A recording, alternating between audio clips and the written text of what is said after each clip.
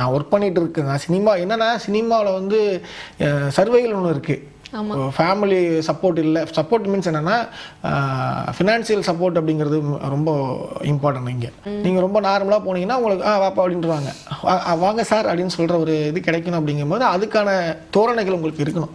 அதுக்கு ஃபினான்ஷியலாக நீங்கள் வந்து ஸ்ட்ராங்காக இருக்கணும். அப்போ அதுக்கு நான் வந்து ஒர்க் பண்ணிட்டு தான் சினிமா ட்ரை பண்ணிகிட்டே இருந்தேன். ஒர்க் பண்ணிட்டு இருந்தேன். இப்போ நான் லா முடிச்சிருக்கேன், அட்வொகேட் பண்ணி முடிச்சிருக்கேன். அது ப்ரொஃபஷனாக வந்து நம்ம வெளியில் எனக்கு மெயின் சினிமா ஃபினான்ஷியலாக சர்வைல் பண்ணுறதுக்கு ஒரு விஷயம் தேவை அப்படிங்கிறத நம்ம பண்ணிக்கிட்டே இருந்தோம். நம்ம எப்போ வந்து ஸ்ட்ராங்காக ஒரு பேஸ்மெண்ட் போட்டு உட்காரமோ அது வரைக்கும் ஸ்ட்ரகிளிங் இருந்துக்கிட்டு தானே இருக்கும். அதெல்லாம் மேனேஜ் பண்ணோன்னா ஏதாவது ஒரு ஒர்க் பண்ணிக்கிட்டே இருக்கணும். சினிமா நம்பி வரக்கூடாதுன்னா அப்படி கிடையாது. நமக்கான வாய்ப்பு கிடைக்கிற வரைக்கும், நமக்கான இடம் அமைகிற வரைக்கும் ஒரு சர்வேலுக்கு நீங்கள் ஒரு ஃபினான்ஷியல் பேக்ரவுண்டை நீங்கள் கிரியேட் பண்ணியே ஆகணும். ஏன்னா இங்கே நீங்கள் சாப்பாடுறதுக்கு கஷ்டப்படுறீங்க போது எப்படி போய் வாய்ப்பு தேட முடியும்? ஸோ சப்போஸ் வந்து ஒரு 10 வருஷத்துக்கு பின்னாடி போகிறோம். ஸோ எலியா சாரோடைய முதல் படம் வந்து ரிலீஸ் ஆகுது, இல்லை அவருடைய படம் வந்து இப்போ பார்க்க போகிறாங்க அப்படின்னா, உங்களுடைய ஜேர்னியில் பாஸ்ட்டில் போகும்போது இந்த ஒரு விஷயத்த நான் மேபி பண்ணாமல் இருந்திருக்கலாமோ, இல்லை இந்த ஒரு விஷயத்த நான் சேஞ்ச் பண்ணியிருக்கலாமோ இந்த ஒரு ஃபிலிம் இண்டஸ்ட்ரியிலனா எந்த மாதிரி விஷயங்கள் சொல்லுவீங்க? இது நீங்கள் கேட்குறது டோட்டலாக இண்டஸ்ட்ரியில் இருக்கிற விஷயத்தை சேஞ்ச் பண்ணிருக்கலாம்னு கேட்குறீங்களா? இல்லை, அது வந்து இன்னும் செப்பரேட் கொஸ்டின். உங்கள் லைஃப்பில் உங்களுடைய சாய்ஸஸ்ன்னு ஒன்று இருக்கும் இல்லையா, இந்த ஒரு சாய்ஸ் வந்து நான் ஆப்ட் பண்ணேன் அப்படின்ற மாதிரி, அது பண்ணாமல் இருந்திருந்தா என்னோட கரியர் வேற ப்ரொஜெக்ஷனில் போயிருக்குமோ அப்படின்ற மாதிரி ஏதாவது? ஆக்சுவலாக நான் வந்து ஒர்க் பண்ணிட்டு இருந்தேன். இப்போ நான் லா முடிச்சிருக்கேன், அட்வொகேட் பண்ணி முடிச்சிருக்கேன். ப்ரொஃபஷனாக வந்து நம்ம வெளியில் எனக்கு மெயின் சினிமா. நான் ஒர்க் பண்ணிட்டு இருக்கேங்க. சினிமா என்னன்னா சினிமாவில் வந்து சர்வைகள் ஒன்று இருக்குது. ஃபேமிலி சப்போர்ட் இல்லை. சப்போர்ட் மீன்ஸ் என்னென்னா ஃபினான்ஷியல் சப்போர்ட் அப்படிங்கிறது ரொம்ப இம்பார்ட்டன்ட். இங்கே நீங்கள் போடுற காஸ்டியூம்லேருந்து நீங்கள் போடுற செப்பல்லேருந்து எல்லாத்தையும் உங்களுக்கு வாட்ச் பண்ணுவாங்க சினிமா பொறுத்த வரைக்கும். அந்த இது ஒருத்தர் மீட் பண்ண போகும்போது அந்த இருந்தால் தான் அதுக்கான ரெஸ்பான்ஸ் கிடைக்கும். நீங்கள் ரொம்ப நார்மலாக போனீங்கன்னா உங்களுக்கு வாப்பா அப்படின்ட்டுருவாங்க, வாங்க சார் அப்படின்னு சொல்கிற ஒரு இது கிடைக்கணும். அப்படிங்கும்போது அதுக்கான தோரணைகள் உங்களுக்கு இருக்கணும். அதுக்கு ஃபினான்ஷியலாக நீங்கள் வந்து ஸ்ட்ராங்காக இருக்கணும். அப்போ அதுக்கு நான் வந்து ஒர்க் பண்ணிட்டு தான் சினிமா ட்ரை பண்ணிகிட்டே இருந்தேன். நான் என்னோட படங்கள் ரிலீஸ் ஆகிற வரைக்குமே நான் ஒர்க் பண்ணிட்டு இருந்தேன். இப்போ தான் ஃபுல் அண்ட் ஃபுல் சினிமாவில் இருக்கும். என்னோடய ஃபஸ்ட்டு படம் ரிலீஸ் ஆகிற வரைக்குமே நான் ஒர்க் பண்ணிட்டு இருந்தேன். டெக்னிக்கல் இன்ஜினியர் ஒர்க் பண்ணேன். அப்புறம் லா முடித்தேன்.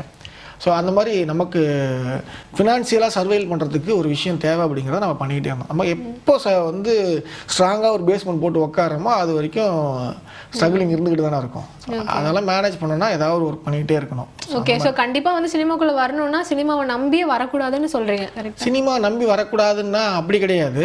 நமக்கான வாய்ப்பு கிடைக்கிற வரைக்கும், நமக்கான இடம் அமைகிற வரைக்கும் ஒரு சர்வேலுக்கு நீங்கள் ஒரு ஃபினான்ஷியல் பேக்ரவுண்டை நீங்கள் கிரியேட் பண்ணியே ஆகணும்.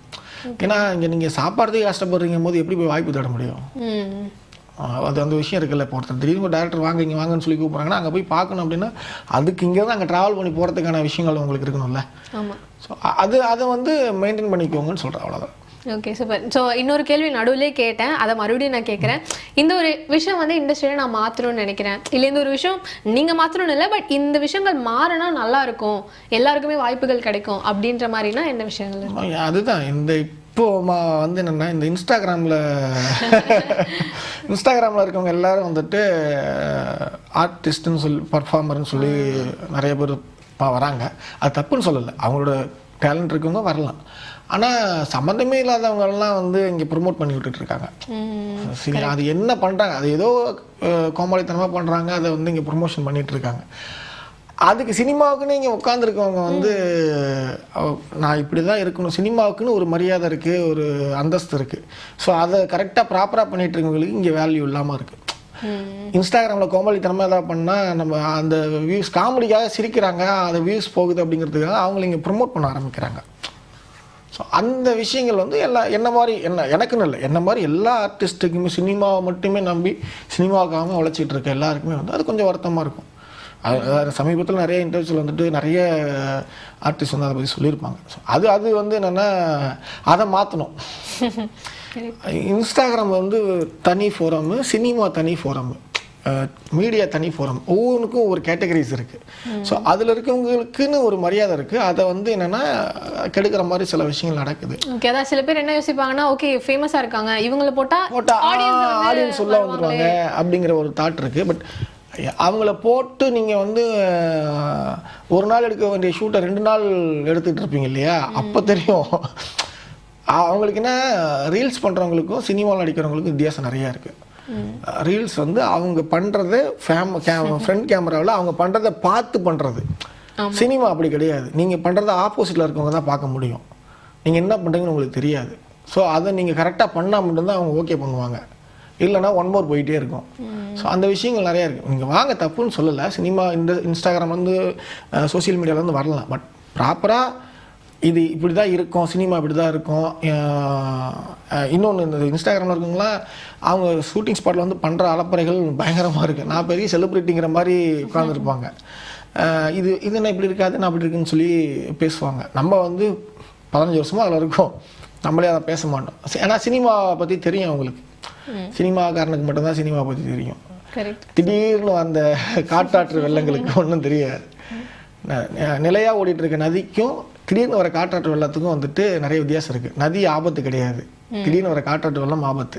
ஓகே சார், பல்வேறு விஷயங்கள் வந்து உங்களுடைய வாழ்க்கை ஜேர்னியை பற்றியும் சினிமாவுடைய ஜேர்னியை பற்றியும் நிறைய விஷயங்கள் ஷேர் பண்ணிட்டதுக்கு ரொம்ப நன்றி. அண்ட் நீங்களும் இன்னமும் சக்ஸஸ் அடையணும் அப்படின்னு சொல்லிட்டு நாங்கள் கேட்டுக்கோம். தேங்க்யூ.